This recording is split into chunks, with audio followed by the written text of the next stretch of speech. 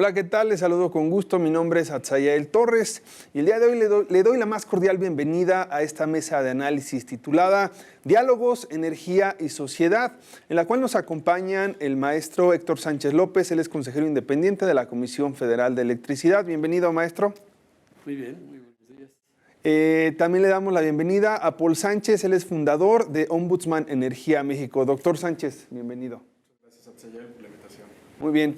Pues la idea, como platicábamos de esta mesa de análisis sobre energía y sociedad, es hacer primero un diagnóstico sobre el papel que ha tenido la sociedad dentro del sector energético en su opinión, en la opinión de ustedes como expertos en el tema, como observadores de esta situación. ¿Cuál es el diagnóstico que podrían hacer del papel que la sociedad ha tenido en el sector energético? ¿Quién quiere tomar la palabra? Maestro, por favor.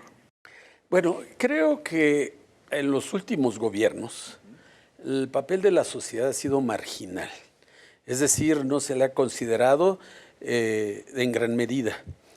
Son más los intereses económicos, los intereses financieros, otro tipo de intereses y no el interés mismo de la sociedad. De tal manera que muchos de estos proyectos la sociedad ni se entera de ellos. Son como imposiciones incluso que llegan y a veces incluso con amenazas y con fuerza para poder imponerlas.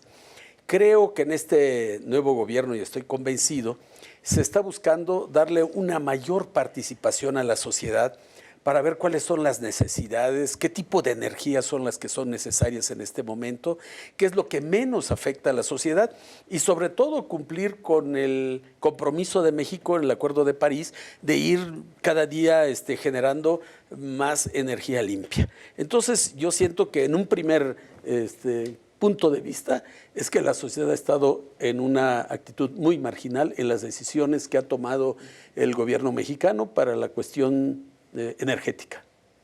No puedo más que coincidir con el maestro.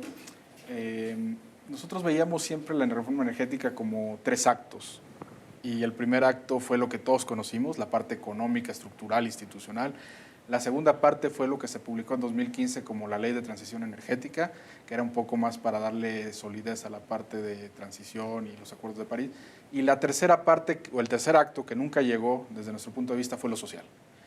No llegó lo social porque habían muchas cosas que se tenían que atender en esta parte, digamos, de cambiar la institución, y una de ellas era la consulta indígena o las evaluaciones de impacto social o simple y sencillamente cuál es el proceso adecuado si hay un proyecto que va a llegar a mi comunidad, cómo me beneficio yo, qué puedo esperar, digamos, de un proceso de negociación.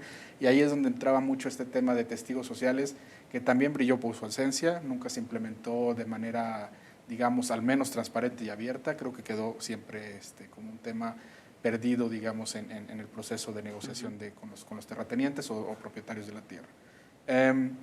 Y otros aspectos similares. El consumidor, por ejemplo, en México siempre se ha sentido por esta idea pues se ha sentido más derechohabiente, ¿no?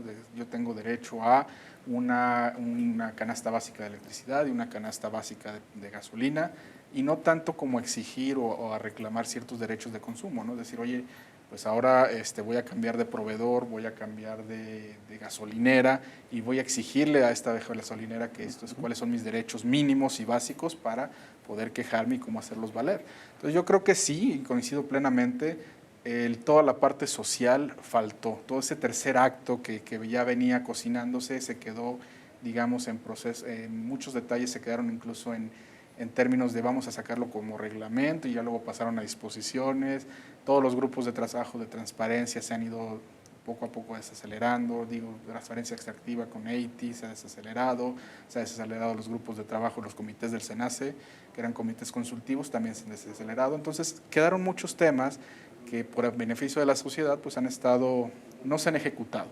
Y yo creo que esa es la ventana de oportunidad para este gobierno, el poder decir, hay momento para escuchar a la sociedad y para ver cuáles son sus necesidades y cuáles son los elementos básicos y mínimos que debemos garantizarles. Ahora, no alcanzó, dices que el tercer acto, este acto social, que tendría que ser parte de un cambio tan profundo que hubo en 2013 con la promulgación de la reforma, pero más bien no habrá dado tiempo a que pasara o de origen estuvieron estructurado sin llegar hasta Yo digo la que de sociedad. origen. Yo creo que el gobierno veía ciertas obligaciones, sobre todo con la sociedad, pero específicamente con los pueblos indígenas. Tenía una obligación a través del convenio 169, a través del protocolo de Nagoya, ciertas responsabilidades. En lugar de asumirlo a plenitud para que estos pueblos pudieran ser copartícipes en este desarrollo, lo utilizó como un mero formalismo. Es decir, voy a hacer una consulta indígena para cumplir con lo que dice la ley, no para realmente cumplir las demandas de los pueblos indígenas y satisfacer lo que marca el convenio y el protocolo de Nagoya. Por un ejemplo, para hacer una encuesta, pues hay estándares internacionales, ¿no? Hay diferentes pasos, ¿no?, para poder llegar a una verdadera consulta. Recuerdo que cuando hicieron la consulta para que Eólica del Sur en el Istmo pudiera implementar un parque eólico de 400 megas, pues habla de la previa, la informativa, la deliberativa, la consultiva, o sea, todas estas. Y un protocolo, por ejemplo, que va en la previa, que tiene que consultarse con la comunidad, pues para que vayamos un protocolo donde sociedad, gobierno, los pueblos indígenas están enterados de cómo se va a llevar a cabo y aprobar por las partes, ¿no? Ahí se llevó la consulta el primer día a decirle a la comunidad, vamos a tener una consulta para ver si están ustedes de acuerdo para que se lleve a cabo este megaproyecto. Al siguiente sábado, ahora sí, ¿qué opinan ustedes? ¿Están de acuerdo o no están de acuerdo? No, pues estamos de acuerdo.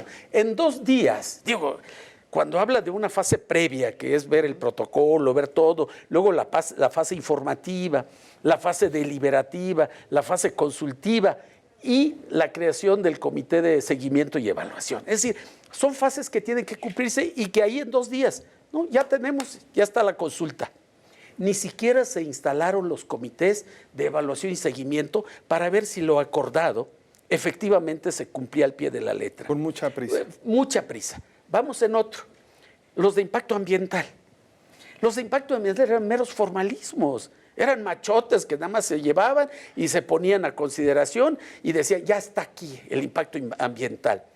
Pero, por ejemplo, nosotros vemos que la energía eólica es una energía limpia porque hacia arriba no avienta monóxido de carbono, ¿no?, o dióxido de carbono. Aparentemente es una energía muy, muy limpia porque no contamina la atmósfera. Pero hacia abajo, como no se ve, hacia abajo hay una afectación, hay un impacto negativo y que hay que buscar cómo resarcirlo. Te voy a decir, por ejemplo, hay 2,000 aerogeneradores instalados en 60,000 hectáreas. Bueno, cada una de estas tiene una mole abajo de 5, 6, 7, 8 metros de profundidad, ¿no?, por 30, 40 metros de acero, cemento, que nunca se va a volver a quitar de ahí. Estos aerogeneradores están creando directamente 500 hectáreas de desierto, donde no va a crecer ni la hierba, más los caminos, las carreteras y todo esto.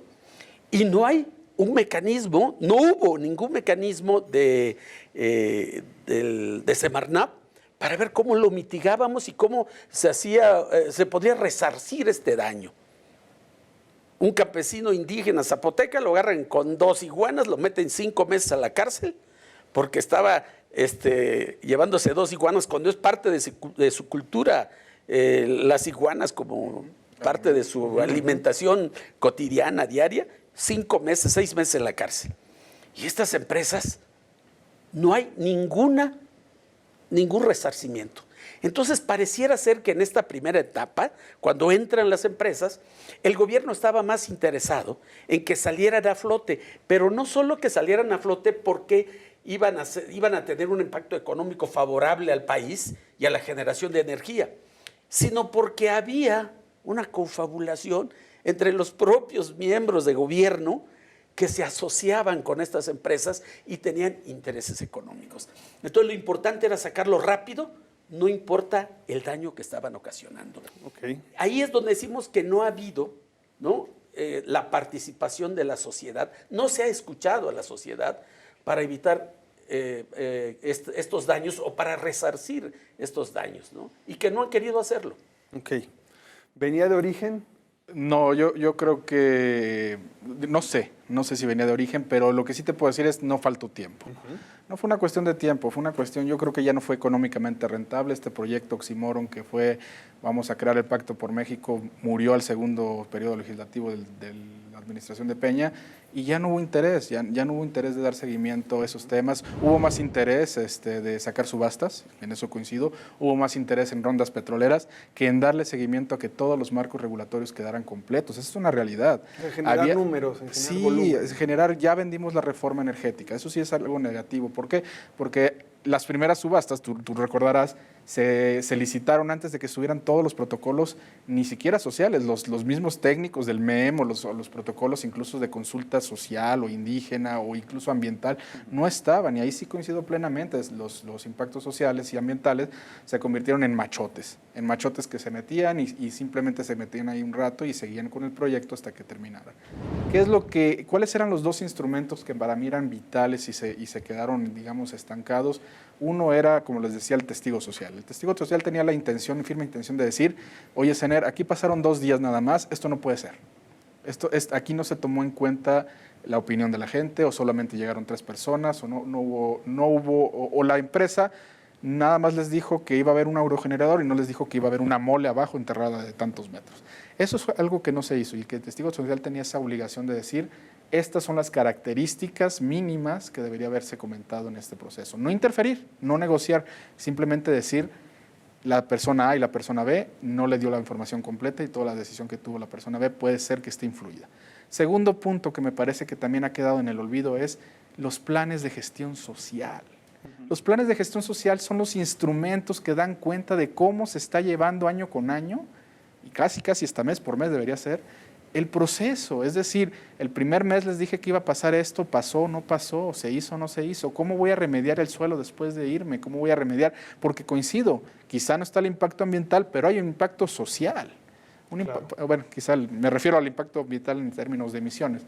Entonces, ese es el gran problema que tenemos. Realmente este plan de gestión social servía y fungía como un mecanismo e instrumento para darle seguimiento a cómo ibas a gestionar los planes. Aguántame tantito la idea. Regresando, vamos a continuar abundando sobre este y otros temas. No le cambie, seguimos aquí en el Financiero Bloomberg. Vamos a hacer una pausa.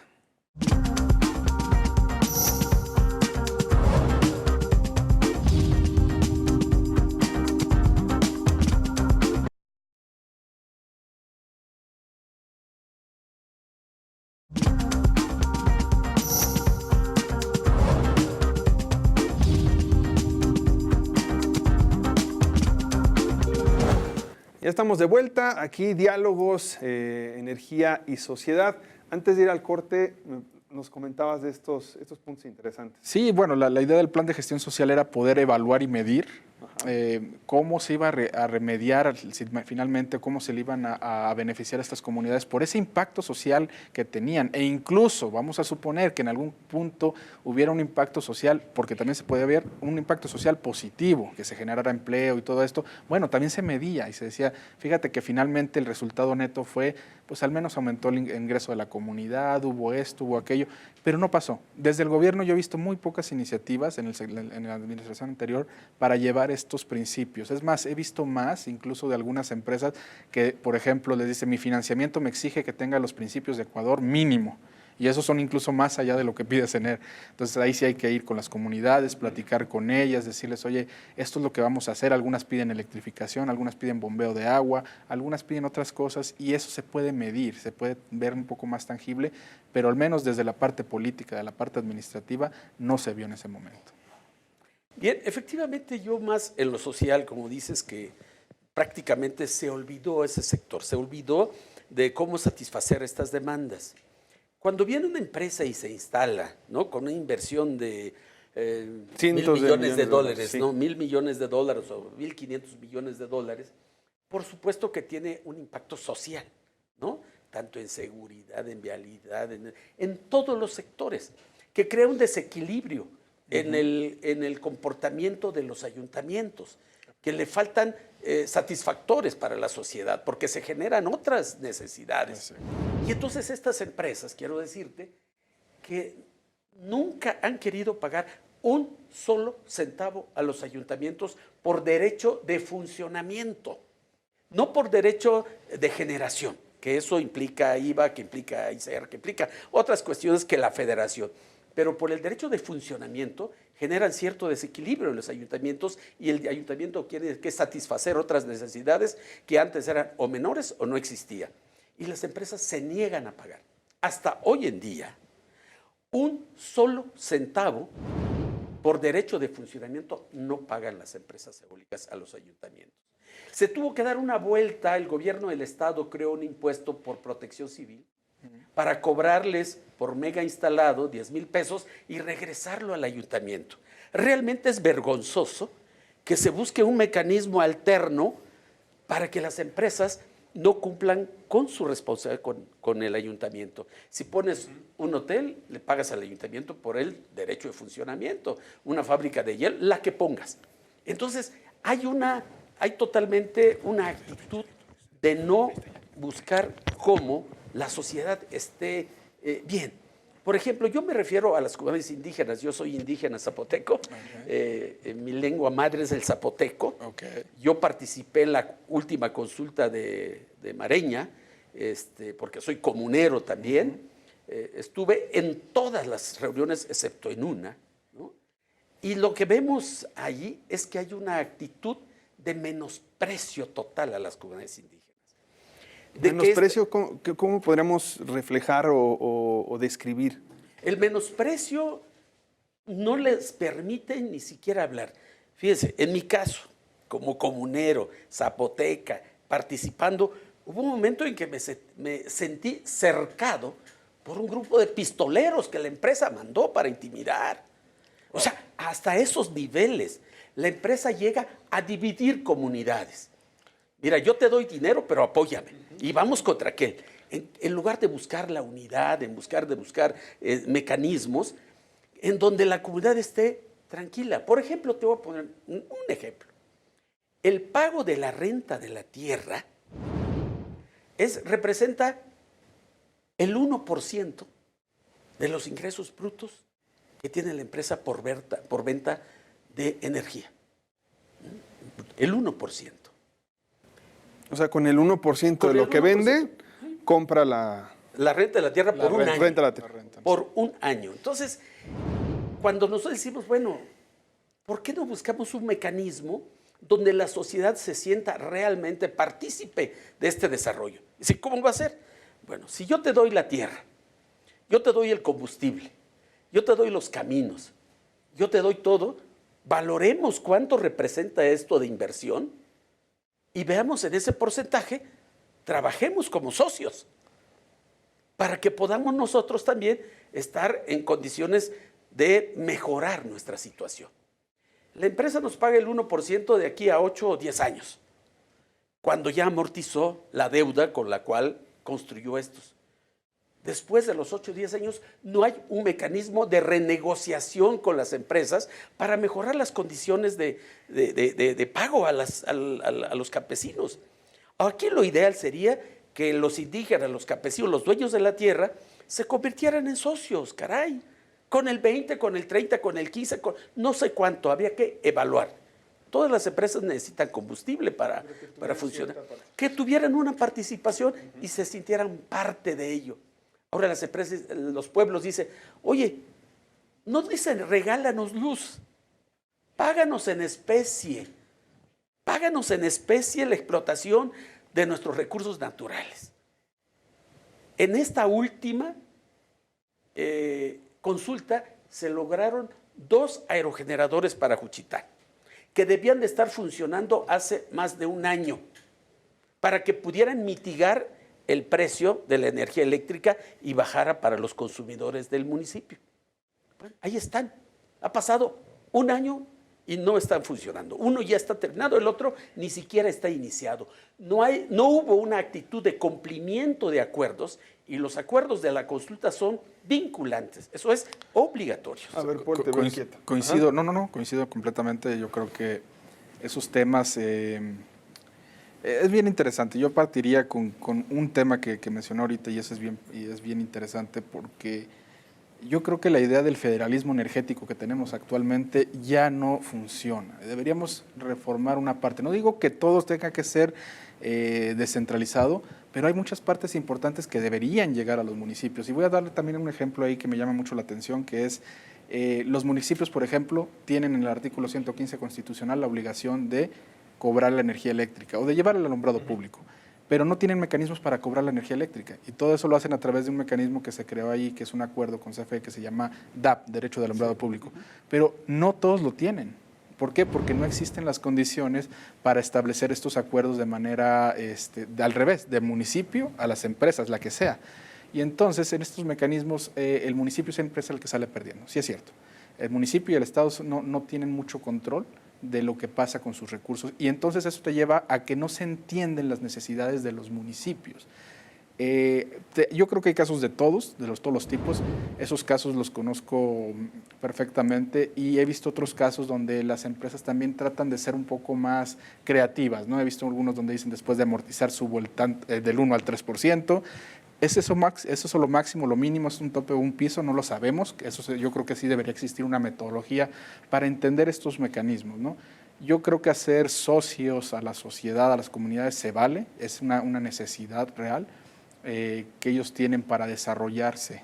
La energía es vital para ellos. Y estar de acuerdo, y coincido también en la parte donde dicen muchas empresas, y también debo decir organizaciones, llegan a generar conflictos entre las comunidades, y eso es una realidad.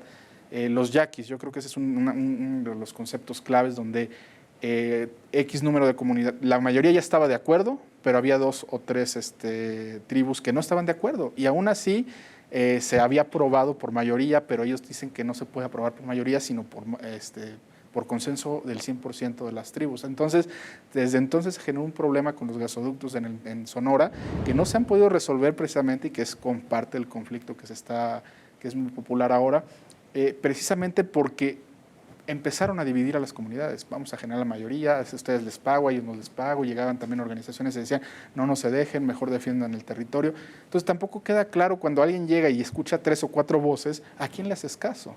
Entonces, como el gobierno federal muchas veces dice, yo no me voy a meter ahí, voy a esperar a que ellos se resuelvan las cosas, pues nunca se resuelven y se retrasan proyectos, más proyectos, más proyectos. Muchos de la subasta número 1 están retrasados, porque no han llegado a acuerdos con las comunidades. Entonces, esa es una problemática muy grave. No existen estos mecanismos habilitadores para finalmente entender, escuchar y ver cuáles son las necesidades de las comunidades y qué es lo que requieren. Indígenas, no indígenas, ejidos, urbanos. Hay algunas comunidades incluso que son más bien desarrollos urbanos, fraccionamientos, que están a un lado de proyectos y que también tienen a veces las mismas capacidades de negociar. Y decir, bueno, ¿qué me vas a dar? ¿Qué me toca? Estás a un lado, tienes un impacto. Entonces, no queda claro esos mecanismos. Entonces, los impactos sociales parece ser que son nada más medidas de entrega a... Burocracia. Burocracia. Y entonces... También es eso, los proyectos que podían tardarse 3 años terminan tardándose 8 y esa no es una realidad, o sea, no refleja la realidad. O los proyectos van a tardar todos 8 años y entonces hay que empezar desde ahorita para empezarlos bien, o hay que decirlo, si quieres que tarden 3 años, tienes que hacer mucho más, una coordinación estatal, municipal, federal y también una serie de aspectos que puedan vincular las relaciones entre la sociedad y los grupos finalmente desarrolladores, que muchos de ellos, como bien dicen, llegan, venden y se van. Exacto. Y esto, a final de cuentas, pues no abona en una sinergia que debería de haber estos proyectos, porque los proyectos tienen que salir adelante, Sí. a final de cuentas, ¿no? Yo creo que precisamente, mire, de repente se han dado en la sociedad 3 grupos, ¿no? Los que dicen no y están siempre en el no, y los que dicen sí por algunos intereses, ¿no? Con la empresa, y sí. Y entonces yo creo que la que debiera de prevalecer es el sí, solo sí. Exacto. Yo coincido. Como el sí, solo sí. Sí, solo si la empresa, solo sí las cosas para la afectación se resarcen, sí, solo sí. Es decir, tenemos que pensar siempre en positivo y no en negativo, porque cuando estamos solo en negativo, pues no hay diálogo, que funcione, no hay concertación que se dé. Y cuando estás del otro lado igual, mira, ya, sácalo porque requiero ya que me pague la empresa. Sácalo porque requiero ya que me dé los contratos la empresa. Y estos se atraen de gente y estos también. Entonces el de en medio es el que tiene menos posibilidades de moverse porque se mueve por sí solo, ¿no? Sino más bien se mueve por el interés colectivo, el sí, solo sí. Entonces los grandes megaproyectos pues deben de hacerse en ese sentido. A ver, empresas, ¿quieren entrar acá? Sí, sí, solo sí se cumplen estas. La cuestión del impacto ecológico, la cuestión del impacto social, o sea, cuestiones que pueden resolverse desde el punto de vista técnico, social y todo. Pero creo que de repente estas dos que se encuentran, la no y el sí, y entonces a veces tardan los proyectos. Vamos a hacer una pausa, pero continuamos aquí en esta mesa de análisis. No le cambie, estamos en el Financiero Bloomberg.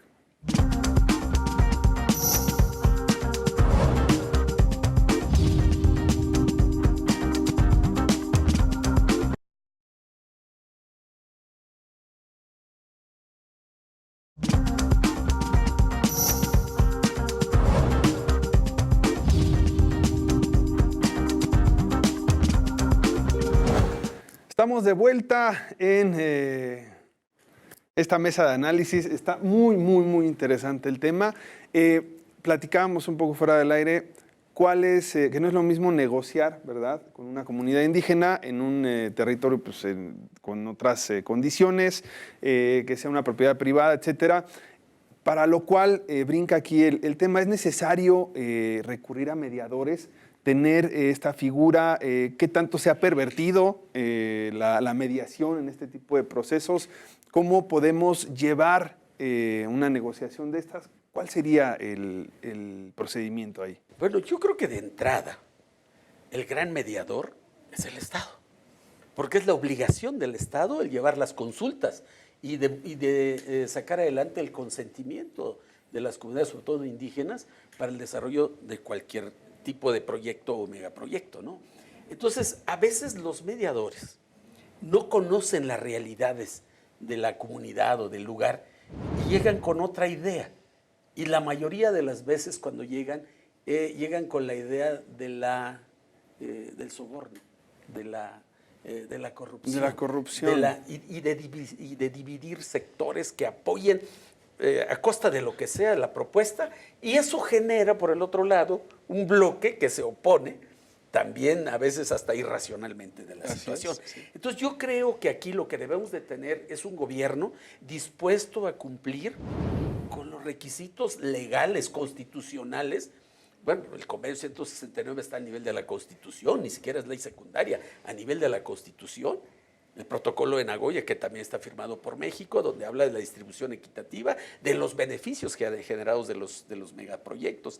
Entonces, debe haber una actitud diferente que la que hubo en los gobiernos anteriores. Yo recuerdo que la persona que estaba llevando la asamblea, que ahorita está de subsecretaria en Medio Ambiente, y que en un foro le pregunté si ahora que está ahí en Medio Ambiente tenía algún programa para resarcir el daño ecológico que han provocado la instalación de estos aerogeneradores.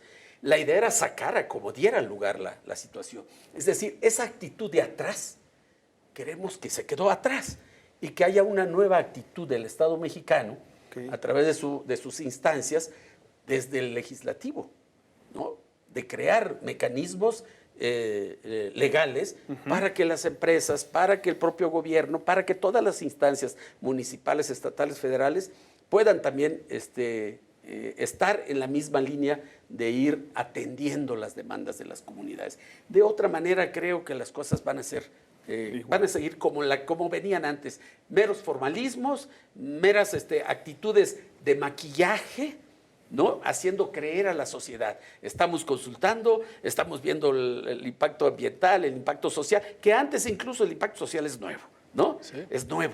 Y no se valoró, no se valoran realmente. Y lo que tú decías, las corridas financieras nunca las entregan. En todas las sesiones, a ver cuál es la corrida financiera.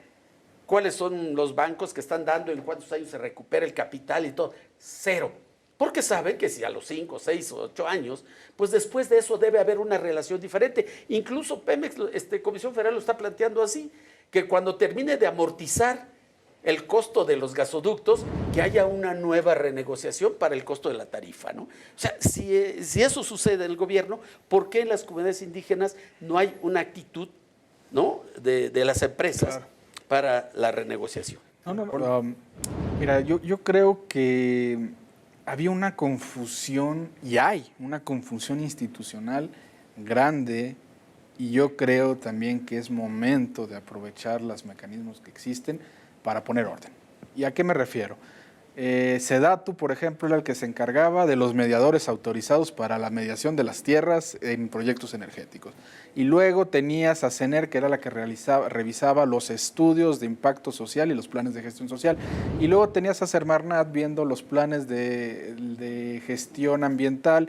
Y luego tenías a SADER viendo otros temas.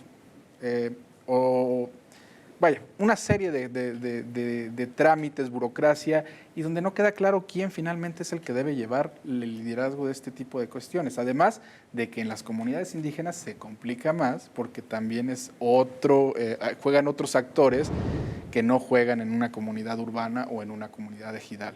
Entonces, no hay orden institucional. De hecho, una de las cosas que hemos platicado hasta en hidrocarburos es no queda claro cuál es el orden de las cosas. Primero llevo el impacto con CENER. ¿Y qué pasa si CENER me lo rechaza? Y ya llevo la mitad del proyecto construido. Oye, luego llevo a medio ambiente ciertas cosas que son un machote. ¿Y qué pasa si un día llega una auditoría de medio ambiente y me dice, oye, ¿sabes qué? No cumpliste. Se echa para atrás el proyecto, le pagas al Estado. O sea, hay una serie de condiciones que no se desarrollaron, y es más, me voy más allá, tampoco hay conocimiento del sector energético, desde esas corridas hasta los impactos reales, como para que cuando lleguen a un tribunal, el juez resuelva. Por ejemplo, el Tribunal Agrario tiene que resolver a veces y tampoco tiene las capacidades para hacerlo. Había también en esta parte, en este tercer acto que les contaba, la idea de capacitar jueces, la idea de capacitar peritos, gente que pudiera tener una cierta expertise también en el sector energético y pudiera apoyar estas funciones, y no quedaron en el tintero. Entonces muchos procesos empiezan en, voy a llevar el proceso a CENER y ya, porque ya me lo recibieron, ya puedo pedir el permiso, no necesito más. ¿Y qué pasa si sale negativo? Entonces tengo que resarcir el manifiesto de impacto social, pero ya tengo permiso, ya tengo una corrida financiera. Entonces, ¿cómo te lleva el Estado? Pues el Estado trata también, y estamos sinceros, de apoyar a las empresas. No es su labor dejar que no se pongan. Pero si no cumples con todo, ya se vuelve un apoyo muy raro, ¿no? Pues te apoyo pase lo que pase, aunque no hayas tomado en cuenta las comunidades. Entonces, sí, yo creo que hay una gran área de oportunidad, Sayael, maestro, de reformar estos principios. Y si la Comisión Federal o el Gobierno Federal o el Congreso tiene la capacidad ahorita de pensar en esto, es el momento adecuado para repensar cómo se deben de hacer estos proyectos, cómo tomar en cuenta a la sociedad y cómo generarles beneficios reales. No nada más beneficios para el desarrollador, no nada más beneficios para la industria, sino beneficios para la comunidad. Es más, un último tema, contenido nacional, que tampoco queda claro. ¿Qué es contenido nacional? Ahorita hay mesas de trabajo entre la industria de hidrocarburos, con Economía y CNH, para determinar a qué se refieren con contenido nacional. Y aquí es algo muy grave, porque contenido nacional es una empresa que se llama, por ejemplo, US Market SADCB, porque ya está en México.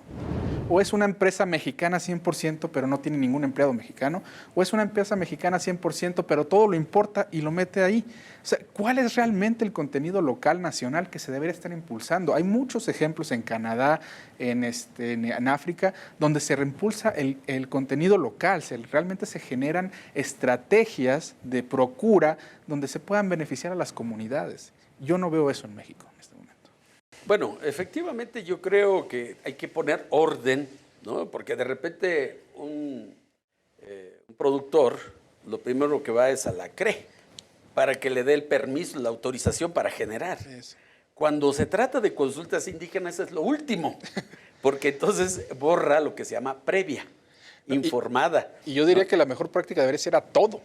Ya sea indígena, urbana, social. Bueno, a todo, pero tiene que, por supuesto, ¿no? Primero tienes que sacar el pero bueno, lo más importante. O sea, y hasta lo último, ¿no? Ya cumplí con todos los requisitos, ya no me lo vas a rechazar, ahora sí quiero tu autorización para que yo pueda generar. Eso fue lo que pasó en la consulta. De repente, el último día de la consulta nos enteramos de que un año antes la CRE ya había dado autorización para generar, cuando entonces rompe la cuestión de la previa informada. Entonces yo creo que estamos ante un buen momento para que podamos poner orden, para que veamos cuál es primero, segundo, tercero, y que las comunidades, que los ayuntamientos, los gobiernos de los estados tengan una mayor participación. Quiero decirte que a mí me preocupa mucho el federalismo en México. Me preocupa porque cada día, sobre todo en los gobiernos anteriores, que esperemos que esto se vaya revirtiendo, se iba centralizando, asumiendo todas las responsabilidades de los estados y de los municipios. Entonces, incluso en la cuestión electoral ahora es el INE el que decide casi todas las cosas, ¿no? O el que decide los tiempos de radio, los de televisión, aún en elecciones locales. Es decir, vamos cada día siendo menos federalista y convirtiéndonos por la vía del hecho y del derecho, porque estamos cambiando las leyes, en el centralismo, que lógicamente ha afectado al funcionamiento del gobierno del Estado, de los municipios. De repente son meramente administradores de ciertos recursos que el gobierno les manda. Entonces también tenemos que ver desde ese punto de vista, si México sigue la ruta federalista, entonces tenemos que ir recuperando también para que nuestros municipios puedan incidir. Para que nuestro municipio pueda incidir en muchas decisiones. Por ejemplo, las empresas no quieren pagar lo que corresponde en el derecho de construcción, la licencia de construcción. No, es que es mucho dinero. Pues claro, si un campesino hace una casita de 10,000 pesos, pues pagará a lo mejor 10 pesos, ¿no? Pero si tú haces una inversión de 22,000 millones de pesos, pues pagarás algunos millones para el derecho o el cambio de uso de suelo. No, todo eso lo regatean. Todo eso, ¿no? Y ahí incluso otra vez volviendo a lo de las corridas, entonces no se considera nada de eso. Entonces, ¿por qué ponen precios tan bajos? Y otra cosa, mira, te voy a decir, los contratos que firman con los campesinos, con los indígenas, con los dueños de la tierra, son machotes. Aquí está, oiga, pero un contrato es voluntad entre partes. Yo propongo que pongas esto y que quites eso y llegar a un acuerdo. No. Es que el machote... O lo firmas o lo firmas. No hay ni siquiera una mínima... Para que lo revises. Para que lo revises. No. ¿Para qué lo lees? Tú fírmale si estás de acuerdo. Si no, quedas fuera y punto. Entonces, un contrato, voluntad entre partes, no se manifiesta. Las empresas vienen en otro plan. Entonces, creo que son cuestiones que hay que corregir, porque lo que creas es una situación que la comunidad se siente agredida permanentemente. Si la sociedad se siente participativa, se siente que tiene que ver en el desarrollo que se está dando ahí y está recibiendo, por ejemplo, de aquí a 10 años, la empresa ya va a ganar mucho. Y el campesino sigue ahí, aferrado a esa tierra. No ha mejorado ni su hato ganadero, no ha mejorado ni sus formas de producción. O sea, sigue siendo, dice, si tengo 5 hectáreas, ahorita, 5 hectáreas, recibo 50,000 pesos al año. 4,000 pesos por hectárea, mensualmente. ¿De qué me sirve 4,000 pesos? ¿Para la comida? ¿Para la educación? ¿Para el vestido? No me alcanza. Si no le doy a la tierra, ¿no le invierto a la tierra a través de que tenga más ingresos de la generación de energía eléctrica. O lo que dijiste, tecnificar el riego, el bombeo, la electricidad. Todo. Pero eso no lo puedo hacer con 4,000 pesos mensuales. Llevarlo a otro nivel, por supuesto. Les voy a hacer que hacer la guillotina. Vamos a hacer un corte. Regresamos al último bloque aquí en Diálogos, Energía y Sociedad por el Financiero Bloomberg. No le cambie.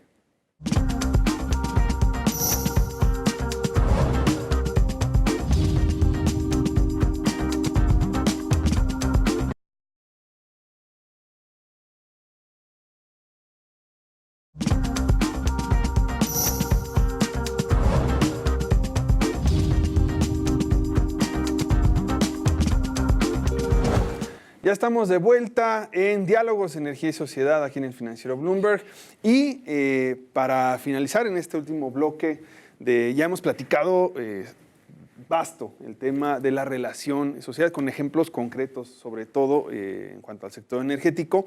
Ahora, hacia el futuro, ¿qué debería pasar con este trinomio entre industria, gobierno y sociedad? Es decir, hacia dónde debería avanzar, hacia dónde debe de caminar la integración de la sociedad, porque hemos platicado un poco también sociedad entendiéndolo como comunidades que se ven impactadas por algún proyecto, pero sociedad también somos nosotros consumidores, somos los compradores de la gasolina, los compradores de la energía eléctrica, los consumidores del gas en nuestras casas. Es decir, ¿en qué momento debe este trinomio adquirir mayor cohesión? Si me permiten, yo creo que más bien es que hay que construir ese trinomio. Ahorita parece ser que es un binomio o un trinomio con una pierna coja. Es decir, nada más parece ser que las cosas se tienen que resolver entre industria, gobierno, industria, y muchas veces solo llegan con el resultado a las comunidades. Realmente hay que empoderar, hay que informar, que eso es parte de los principios más básicos de este sector, informar a la gente. No es un sector fácil, entender, a veces confundir qué es un kilowatt pico, qué es un kilowatt hora, qué es un kilowatt normal, es muy difícil para ellos entender de qué estamos hablando. Entonces, simplemente decir, oye, ¿cuáles son los mecanismos reales para informar a la gente, empoderarlas para que tengan, cuáles son sus derechos como comunidad, derechos como las comunidades indígenas y derechos como consumidor? Para mí yo partiría, hay que construir ese trinomio, que ahorita parece ser que es un binomio, o 2 y medio. Okay. Bien, yo Maestro. creo que hay que buscar que haya una coordinación entre estas partes, pero sobre todo crear conciencia. Si no hay conciencia en los funcionarios públicos, pues simplemente no hay un cambio de actitud. Y todos los funcionarios públicos son usuarios. Claro, pero debiera haber un cambio de actitud, porque de repente se ponen una camiseta y se olvidan de que también son usuarios. Exacto. ¿No? Entonces, a la sociedad, bueno, hay que empoderarla. Pero no solamente empoderarla en el sentido de que conozca sus derechos, porque tenemos ejemplos muy claros de leyes bien hechas, ¿no? Por ejemplo, una ley de derechos lingüísticos de los pueblos y comunidades indígenas, excelente ley. Sin embargo, en la práctica, ni la federación, ni el Estado, ni los municipios hacen lo propio. Aunque se difundiera estos derechos, si el gobierno, y en este caso, la industria, no tiene conciencia de que debe de buscar estabilidad social para poder tener condiciones de crecimiento, porque incluso en muchas de estas hay una cláusula en algunos convenios entre estados, la cláusula democrática. Me tienes que garantizar que va a haber una situación, condiciones democráticas, condiciones para poder invertir.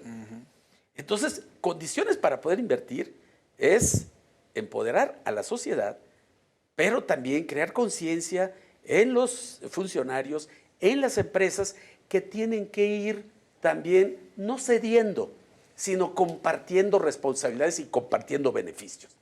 Si esto no se da y las empresas mantienen en su actitud, que es muy lógico que busquen hacer siempre negocio, claro. Por supuesto, pero tienen que ser empresas socialmente responsables, ¿no? De a de veras. De veras, pues, no nada más, por ejemplo, becas. como llegan allá y dicen, vamos a apoyar a la educación, vamos a apoyar a la cultura, vamos a apoyar al deporte.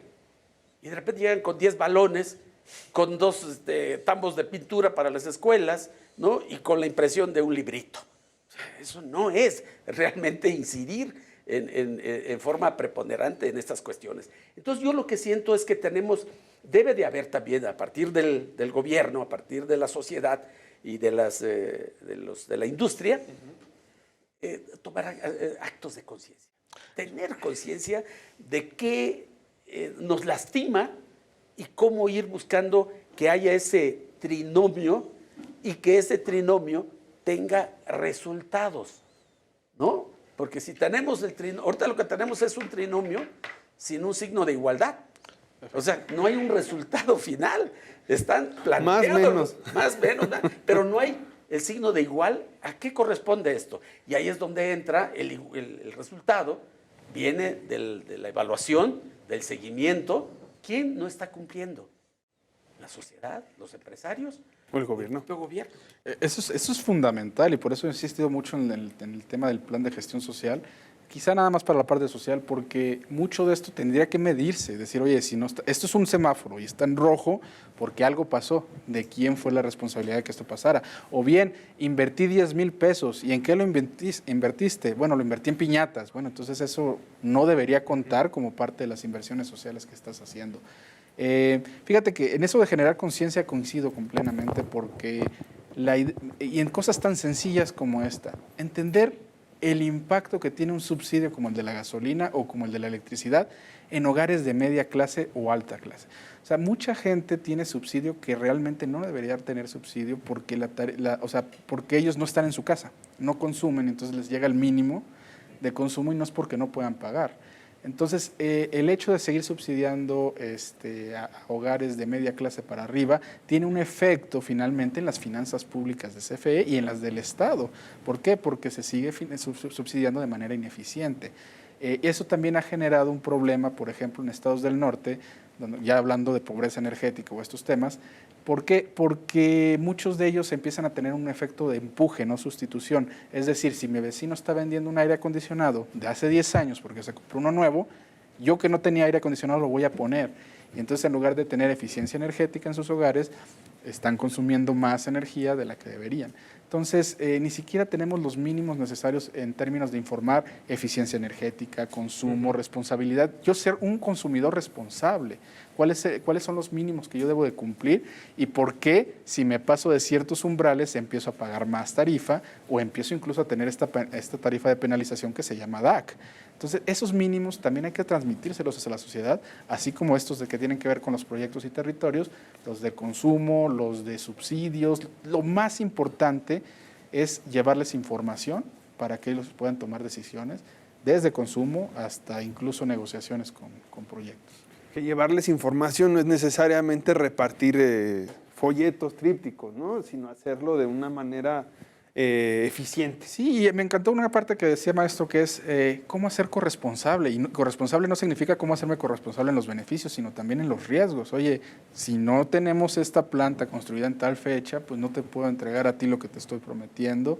Entonces, ¿cómo vamos a hacer para que las cosas salgan? ¿Cuál es ese ganar-ganar, como decía el presidente, en todos los proyectos? ¿Cómo es el sí y solo sí de las cosas que se tienen que empezar a generar para cambiar esta manera en que se ve el sector energético, que yo lo veo, como bien decía, muy afuera del sector energético? Siempre es tangencial, siempre es circunstancial su participación, y sí, como empezamos al inicio, creo que se quedó afuera y ha seguido afuera por mucho tiempo. Ahora, tenemos algunos minutos ya para concluir y quisiera pedirles que nos comentaran y hicieran una conclusión final muy enfocada hacia si estamos caminando como país, como gobierno, hacia ese tipo de decisión donde podemos llegar a un sí, solo sí, donde podemos llegar a una conciencia. ¿Cree que estamos caminando hacia allá? Bueno, yo creo que con la nueva política energética que está proponiendo este gobierno, que busca una mayor generación, o sea, tener suficiencia energética, me parece que sí. Por ejemplo, de repente nos dicen, ¿para qué hacer dos bocas si nos va a salir cara la gasolina? A lo mejor en el aspecto económico puede ser que o nos salga cero o nos salga hasta un poco negativo. Es posible, es probable, pero no vemos el impacto social. O sea, ¿qué generamos con una nueva refinería? Generamos miles de empleos, tanto primarios como secundarios. Es decir, a lo mejor subsidiamos esa planta, pero es mejor subsidiar con empleo que subsidiar regalando dinero. Entonces, yo siento que a veces esta política de este nuevo gobierno de aumentar la generación de energéticos en el país me parece apropiado, aun cuando en algunos sectores pudiéramos perder. Pero, por ejemplo, en el sector eléctrico, que es la energía del futuro para los carros, para todo lo que viene por allá, pues tenemos que buscar el mecanismo de ir fortaleciendo la generación, porque finalmente el sector privado se va a dedicar en los grandes centros de consumo. Es decir, las comunidades más alejadas, que no están integradas con industrias, pues van a ser marginadas al respecto de esto. Entonces el gobierno tiene que garantizar esta energía para que haya un desarrollo parejo en el país, para que hasta los sectores más pobres pues puedan contar con la energía eléctrica y con los otros energéticos que va generando. Energía para todos, por supuesto. Yo creo que falta, o hay un área muy grande de oportunidad en la parte de socialización de todo, de los proyectos, de las ideas, y de hacer partícipe, no caer, digamos, en lo que se hizo mal en las administraciones anteriores, que fue dejar a las comunidades, a la sociedad fuera de la ecuación y hacerlas partícipes. Y un punto positivo que yo marco de uno de los comunicados que hizo CFE o el gobierno del estado de Baja California Sur, fue que iban a crear un comité donde iban a invitar a sociedad civil, a las empresas, a los hoteleros y obviamente a CFE y al gobierno para seguir discutiendo el futuro. ¿Qué es lo que yo he recibido en lo personal también de gente que conozco en Baja California que sufrió este verano con, no puedo decirle apagones ya, pero con los cortes programados? Es que dicen, bueno, yo hubiera preferido que en lugar de invertir más en gas natural o en las generadoras de combustóleo o diésel, hubieran invertido en fortalecer la red de distribución y que me dejaran a mí poner más paneles, aunque no me lo paguen, aunque lo tires, si hay exceso de energía lo tires y no me lo contabilices a mí. Y eso yo creo que es un área de oportunidad también para reformar, porque creo que la manera en que quedó la generación distribuida sí genera beneficios a la gente, pero puede generar pérdidas si no están bien amortizadas o sea, si todo fluye hacia allá. Entonces creo que es un gran momento. El mensaje es socialicemos más. Socializar, perfecto. Pues Paul Sánchez, fundador de Ombudsman Energía México, maestro Héctor Sánchez, consejero independiente de la Comisión Federal de Electricidad, les agradecemos muchísimo que hayan participado en este primero de 2 programas sobre diálogos, energía y sociedad. Mi nombre es Atzayel Torres, los dejamos en la programación del Financiero Bloomberg. No le cambie.